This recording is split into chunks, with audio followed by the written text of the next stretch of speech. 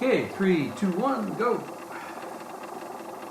Hey everybody, Happy New Year. Welcome back as we continue with our podcast. Jim Price is here. I'm Dave Token. And it is the first pro line of 2018. What a way to start the year, Jim. Tremendous excitement last night. I had a good New Year's Day with Notre Dame and then Georgia in that marathon. Getting through that was a lot of fun. So a sweep on the top place yesterday. Got 2 college basketball games tonight. My NFL wildcard round game of the week is up. That was another easy win on last week's game of the week with the 49ers destroying the Rams. So things going pretty well. And we're looking to make a big splash in 2018. Again, I've got 2 college basketball games up, including Auburn, Tennessee, one of the big TV games tonight. I've got my NFL game of the week, which I think should be played now. If you wait around, I don't think you're going to get as good a number later in the week. And I'll be sending in some NHL shortly. How about you, Jim? Well, I had a good weekend as well. I absolutely loved watching the Georgia-Oklahoma game. That was classic football. Probably one of the best games I've seen in years, whether it be college or pro. And I really enjoyed it. I wasn't that excited about watching Alabama destroy Clemson. Alabama does that. They play ugly football. But they do it very well, which is why they've been so good for so long. The big matchup, Alabama against Georgia. These are 2 SEC games. The history of the SEC is Alabama and everybody else. The spread on the game is 4.5 or 5. Alabama, of course, is favored. That's going to be an interesting handicap to work out for all of us in the next little while. We've got 4 big NFL playoff games coming up this weekend, the wild card games, and Dave, I can open up some of those lines and talk about that.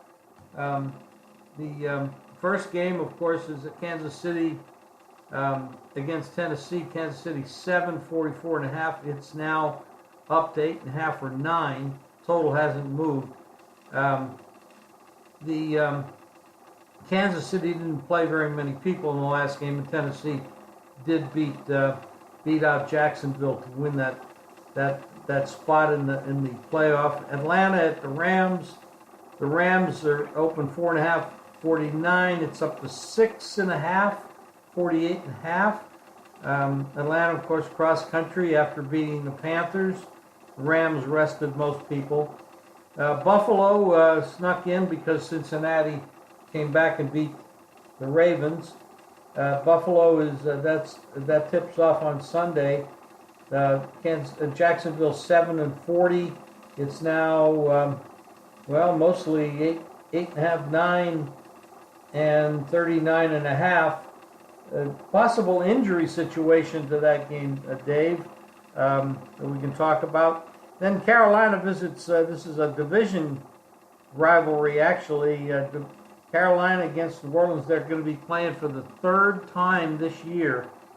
And New Orleans opened 5.5, 48.5, went up 6.5, 49.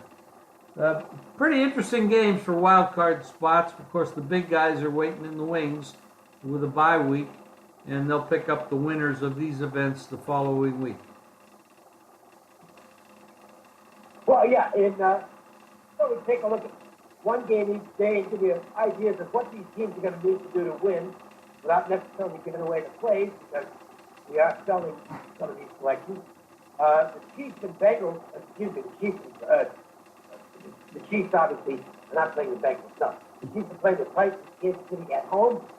Got a chance to rest some players over the weekend, and they'll have their regulars obviously back out there. Here, the Titans needed to play their guys, but they got the job done, and they now get to, look, this is a team that going into the season was the pick of a lot of people to make a run at getting the Super Bowl. Now, I don't know if that's going to happen, but the good news for the Titans is, despite the fact that they had an uneven regular season, they're 0-0, like the other teams that are still alive at this point.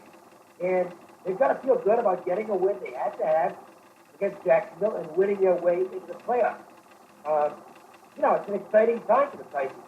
This was a team that I think it's fair to say, Jim, they were being looked upon as a bit of a flop late in the season as they lost a couple of games and had not played well at the end of the year. They were in a bit of a slump. Getting that win on Sunday certainly helps them mentally. The early action, though, as you pointed out, has been on Kansas City. Yeah, and open 7, all the money's come in on Kansas City. But the question now is, if this thing actually could get to 10, the way it's moving, and it's still got a couple days to go before they tip off. So there's a lot of movement on this, and I guess you'd have to say that Tennessee comes from a division that nobody really gives a lot of respect to. And, you got Houston in there that's been banged up all year, not very well. The Colts have been a mess. Jacksonville, in and out, up and down. Blake Bortles, he's very inconsistent. And then, of course, this team has been very inconsistent. They have weapons, but so the money is just poured in on Kansas City. But if you like Kansas City, you really now going to have to chase the bigger number. We talked about that a little bit last week, and I think it's important to note that even though there's, like last week we had the San Francisco 49ers were a big play, but there was a big move in that game, if you call it a move. It was really a lot of adjustment when the Rams said they weren't going to play anybody. And, of course, the Niners have been red hot, had won 4 in a row going into that game. The Jimmy Garoppolo gravy train continues. The question is, what do you think the game is on that particular day? And get out of your head what the ratings are. Because ratings are adjusted very slowly. I mean, you never see a bookmaker or an odds maker adjust a rating from a 70 to a 90 in one day. That doesn't happen. But under certain circumstances, that would be the correct adjustment for that one game. So when you say you're not going to play anybody, and the other team is clearly out to win, and the other team doesn't give a damn because they're not going anywhere, a 1 or 2 or 3 point adjustment is simply not enough. It's that simple. And that's one of the odds makers' biggest flaws, is they don't look clearly at the situation. They just go by numbers, and they never adjust a number more than a few points. And unless you're going from an Aaron Rodgers to a Hundley, which they made it like a big 12-point adjustment in that. And I remember that one game when they did that. And but that was rare. So sometimes going by the book, the odds makers actually set themselves up for a big crush job, which happens to them on the Niners the other day. I mean, fine. We're going to look at these games go week long and try to give you a little bit of an idea of what we think about the teams going in. But you want to definitely get the selections because they're going to be some strong ones. Jim, you've got a play that's going to be a powerhouse play on that matchup in the Titans and the Chiefs. I've got my NFL game of the week on another matchup. Those have been absolutely great all season long. Plus 2 college basketball games tonight, and I'm about to add some NHL as well. Jim, I know you've got some great stuff as well. A quick note, I'd like to give you a free play when we can during the podcast. The ball in Georgetown tonight. Two demons favored. If you look at the numbers, you might look at Georgetown, but factor this in. There are 351 teams in Division I. Georgetown has played the weakest schedule in the entire country. The number 351 out of 351 in strength of schedule. I think they're going to have a lot of problems even on against anybody on the Big East Road. And that includes DePaul.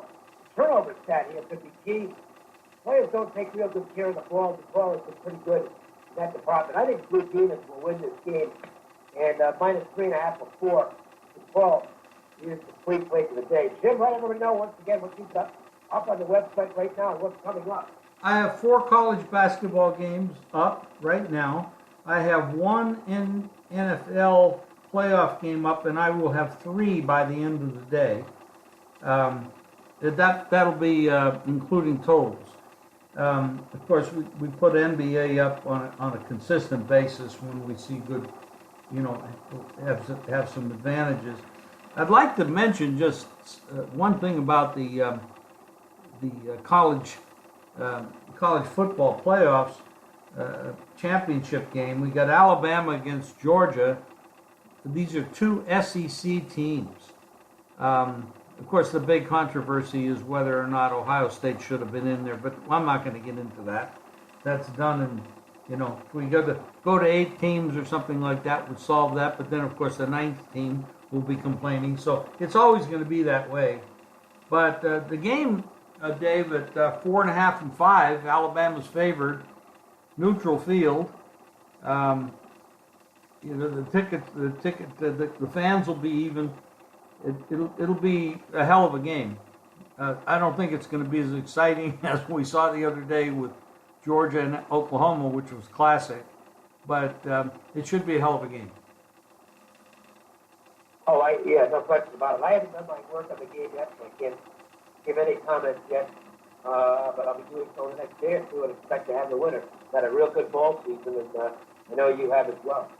Yeah, you were rocking and rolling the bowls. I was 8-2 at one point, lost a couple, and then bounced back with a couple more. So I had a real good bowl season. We got one more game left, but I'm very satisfied with coming out with the cash in the bowls, and I intend to do so in the NFL playoffs as well. And conference basketball, by the way, in college, is a money-making trip for Dave and I. We've done it.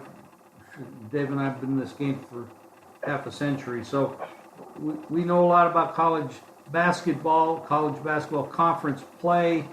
If you want to make some money, this is the place to do it. JimFeist.com, VegasSportsMasters.com. Go get our plays. All right, I better wrap up our Tuesday edition of Pro Line. We'll come back and look at another NFL playoff game tomorrow and talk about some other stuff as well. That's it for us, Jim. Thank you, Dave. Thank you, everyone. And Happy New Year to everybody.